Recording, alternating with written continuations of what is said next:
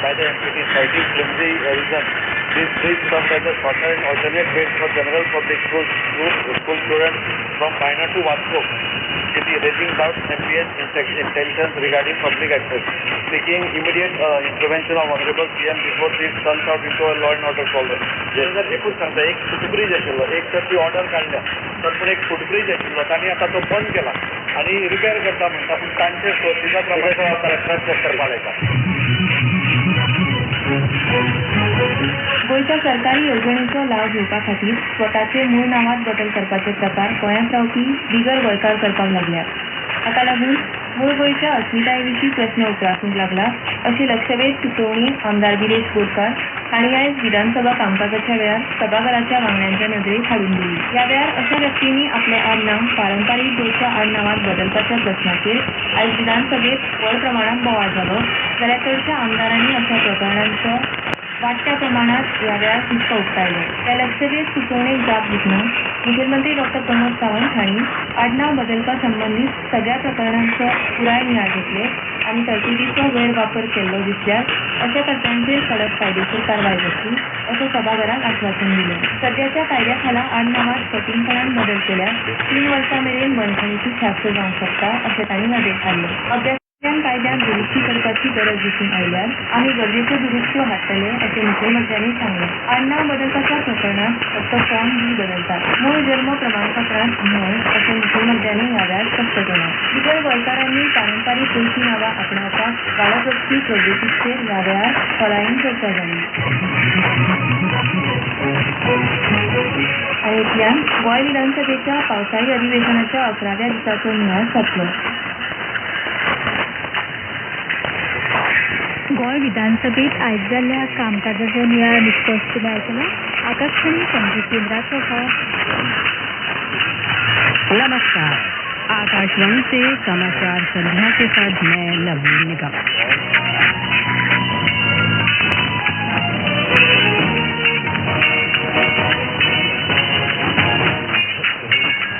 बिहार में मतदाता सूची के विशेष गहन पुनरीक्षण पर विपक्ष के हंगामे के कारण लोकसभा की कार्यवाही बाधित। झारखंड मुक्ति मोर्चा के वरिष्ठ नेता शिबू सोरेन को श्रद्धांजलि अर्पित करने के बाद राज्यसभा की कार्यवाही दिन भर के लिए स्थगित। एक महीने में सबसे अधिक लोगों के पंजीकरण के साथ प्रधानमंत्री नरेंद्र मोदी की परीक्षा पे चर्चा पहल को गिनीज वर्ल्ड रिकॉर्ड में दर्ज किया गया। फिलीपींस के राष्ट्रपति Ferdinand R Marcos Junior Bharat की 5 दिन की यात्रा पर नई दिल्ली पहुंचे। विदेश मंत्री डॉक्टर एस जयशंकर ने राष्ट्रीय राजधानी में पहले दिन से पारंपरिक संगीत महोत्सव का उद्घाटन किया। पंजाब के 5 पूर्व पुलिस अधिकारियों को 1993 के तरन फर्जी मुठभेड़ मामले में आजीवन कारावास की सजा। और ओवल में भारत ने रोमांचक क्रिकेट टेस्ट मैच में इंग्लैंड को 6 रन से हराया। तेंदुलकर एंडरसन ट्रॉफी की 5 मैचों की श्रृंखला 2-2 से बराबर रही। और अब समाचार विस्तार से। संसद के दोनों सदनों की कार्यवाही दिन भर के लिए स्थगित कर दी गई है। झारखंड मुक्ति मोर्चा के वरिष्ठ नेता और वर्तमान सांसद शिबू सोरेन को श्रद्धांजलि देने के बाद राज्यसभा की कार्यवाही स्थगित कर दी गई। श्री सोरेन का आज सुबह नई दिल्ली में निधन हो गया। उधर लोकसभा में बिहार में विशेष गहन पुनरीक्षण को लेकर विपक्ष के हंगामे के कारण लोकसभा की कार्यवाही बाधित रही। पहले स्थगन के बाद दोपहर 2 बजे जब लोकसभा की कार्यवाही शुरू हुई तो विपक्षी दल गहन पुनरीक्षण पर चर्चा की मांग करते हुए आसन के समीप आ गए। संसदीय कार्य मंत्री किरेन रिजिजू ने विपक्षी सांसदों के हंगामे पर नाराजगी व्यक्त की। आज बहुत ही महत्वपूर्ण नेशनल स्पोर्ट्स गवर्नेंस बिल और national anti doping amendment bill चर्चा करके पारित करने के लिए समय तय किया और हमने भी अपोजिशन के मांग पर ये 2 महत्वपूर्ण बिल को 2 दिन चर्चा करने के लिए सबने माना था। इसके बावजूद आज पूरे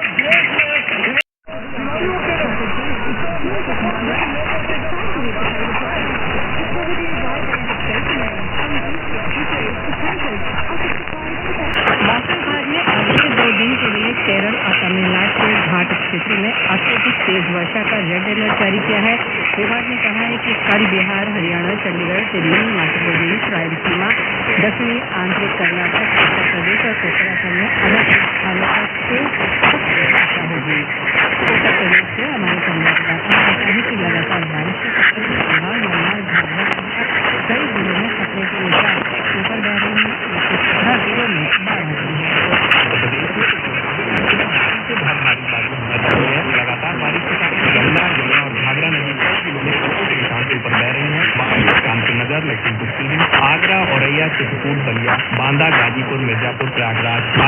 चंदौली, जालौन, कानपुर देहात, हमीरपुर, इटावा और फतेहपुर जिले प्रभावित हैं। मुख्यमंत्री योगी आदित्यनाथ राज्य में बाढ़ की स्थिति पर लगातार नजर रख रहे हैं। आज उप मुख्यमंत्री केशव प्रसाद मौर्य ने प्रयागराज का दौरा किया और कहा योगी सरकार हर परिस्थिति में बाढ़ पीड़ितों के साथ खड़ी है। सरकार ने राहत कैंप में जितने लोग हैं उनके खाने की, उनके रहने की, उनकी दवाओं की, उनकी अन्य जरूरतों की तत्काल व्यवस्था ठीक ढंग से करे, इसका निर्देश दिया गया है। और जो बाढ़ पीड़ित हैं वो आश्वस्त करना चाहते हैं कि सरकार उनके साथ खड़ी है। ओम अवस्थी, आकाशवाणी समाचार, लखनऊ। प्रधानमंत्री नरेंद्र मोदी बुधवार 6 अगस्त को नई दिल्ली में कर्तव्य पथ पर कर्तव्य भवन का उद्घाटन करेंगे। श्री मोदी इस अवसर पर सार्वजनिक कार्यक्रम को भी संबोधित करेंगे।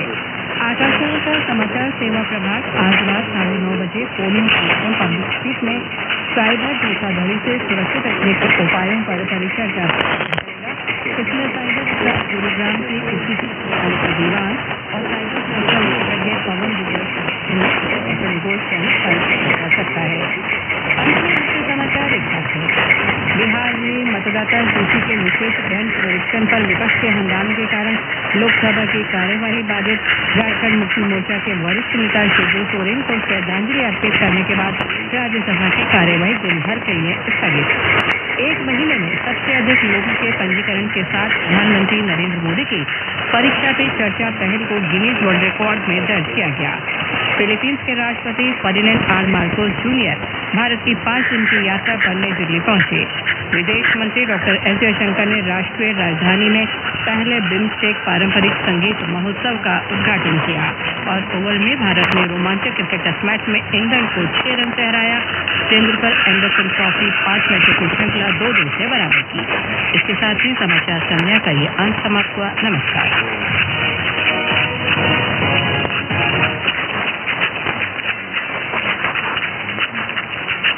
Good evening. This is Akashwani and I am Anuja Kumar with the news at 9.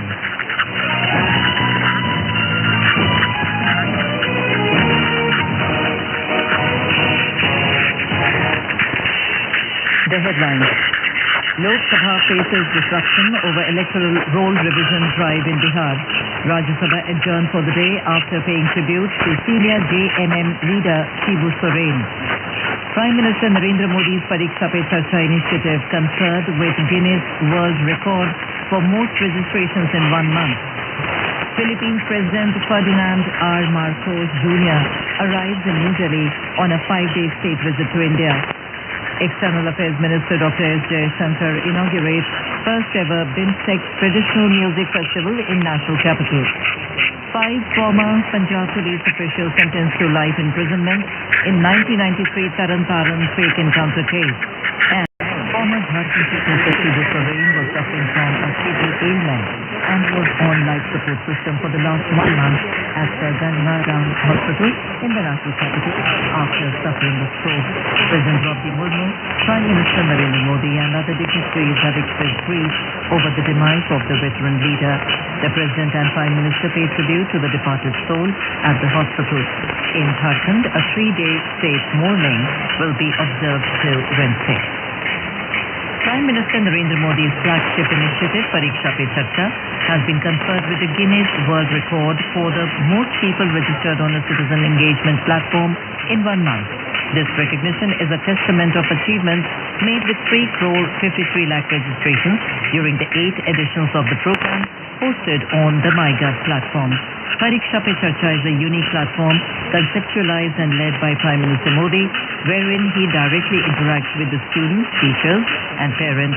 The official Guinness World Record certificate was formally presented at a ceremony held in New Delhi today.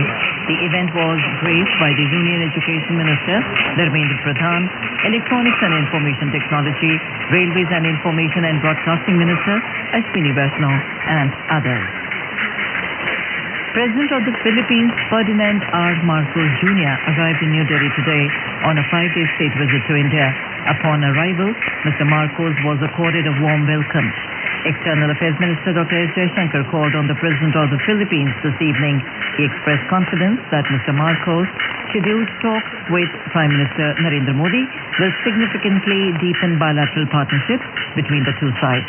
More from our correspondent. Both the nations will review the entire gamut of bilateral relations by focusing on trade and investment, defense and security, maritime cooperation, agriculture, healthcare, pharmaceuticals and digital technology. Several MOUs in different sectors are also expected to be signed in the presence of Prime Minister Narendra Modi and President of Philippines, Ferdinand Marcos. Defense, security and maritime cooperation between the two countries have expanded in recent times. As far as the bilateral trade is concerned, India is the largest exporter of pharmaceuticals to the Philippines. With Anand Kumar, Bhupen Singh, Akashvani News, Delhi. This is Akashvani giving you the news. For quick news updates on the clock, follow us on X handle at AIR New Zealand.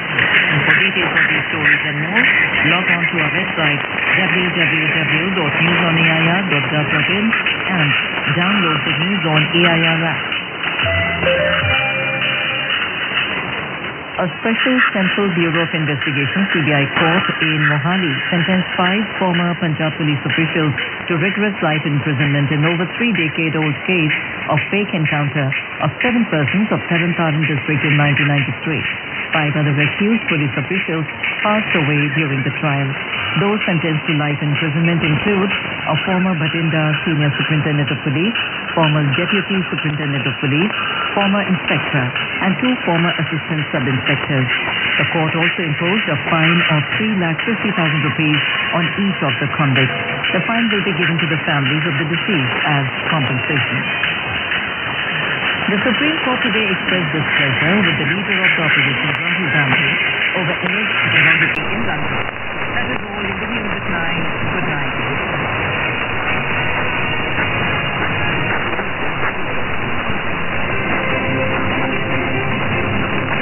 Spotlight.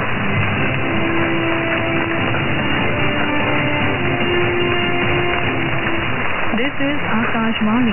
In the program Spotlight, now we bring you a discussion on strengthening bilateral ties, Philippines President's visit to India. The participants are Anil Wadhwa, former ambassador, and Sonu Sood, anchor.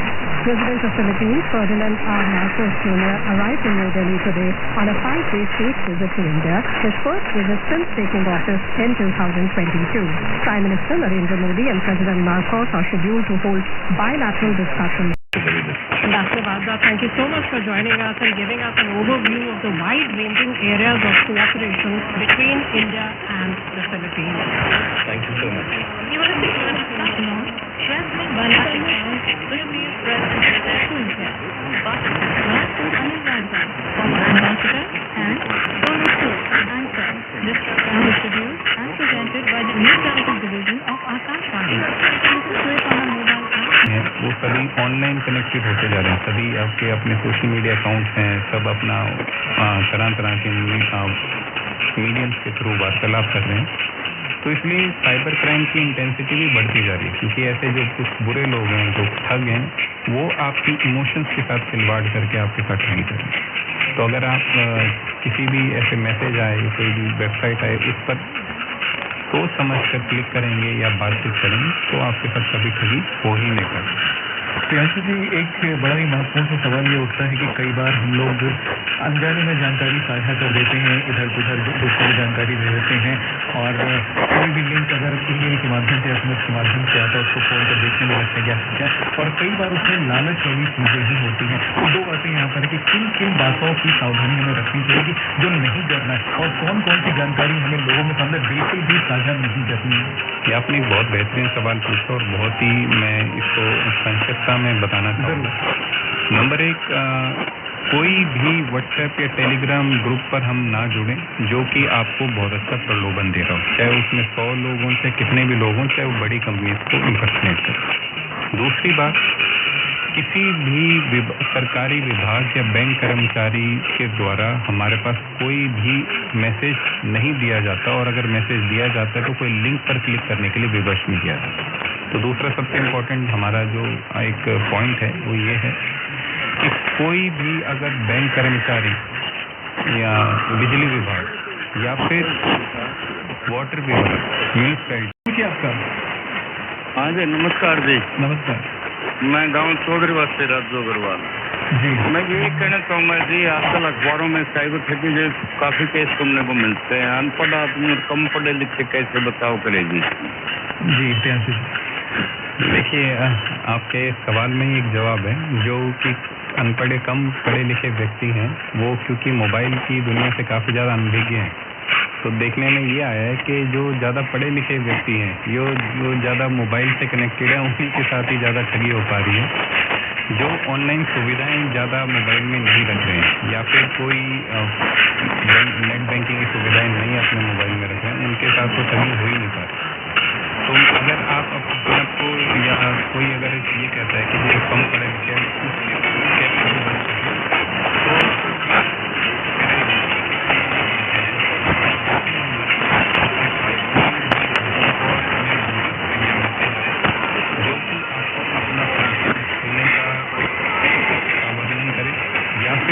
Police अधिकारी, doctor, bank कर्मचारी बनने का आपको करके आपसे लुभावनी बातें करें, तो कृपया करके उस नंबर को ब्लॉक करें। उससे 2-3 अगर बात करेंगे तो साइबर टच अपने आप ही फ़ोन कॉल काटते हैं। शिमला से राकेश हमारे साथ हैं इस फोन लाइन पर। राकेश, आपका सवाल क्या है आज का?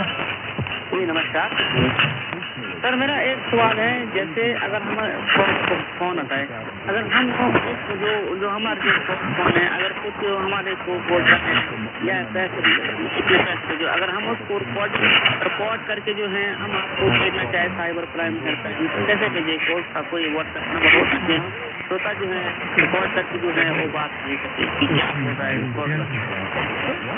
देखिए, आप 1930 cybercrime.gov.in पर जरूर भेज सकते हैं, लेकिन दिन प्रतिदिन देखने में यह है कि साइबर क्राइम की जो संख्या है वो बढ़ती है।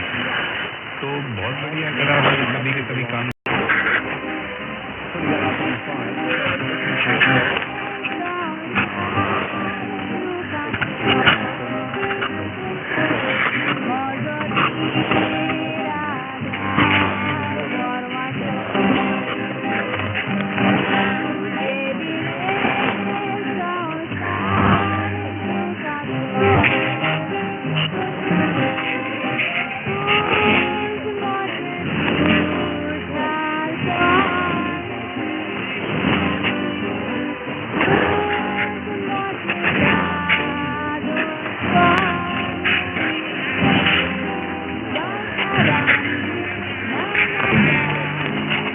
Yeah.